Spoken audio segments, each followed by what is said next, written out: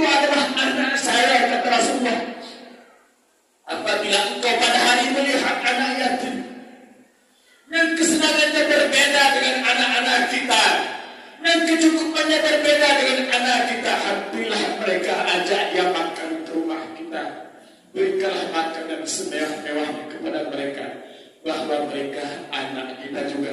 Ana wa kafil yatim fil jannati hakada, saya begini kedekatan saya, kata Rasulullah. Orang-orang yang mencintai anak yatim, orang-orang yang peduli kepada anak yatim, kedekatan saya begini dengan surga, dengan bersama dirinya. Maka anak yatim pada hari ini, kemenangan kita dapat pada hari ini, jangan menjadi pala di hadapan Allah Subhanahu wa taala.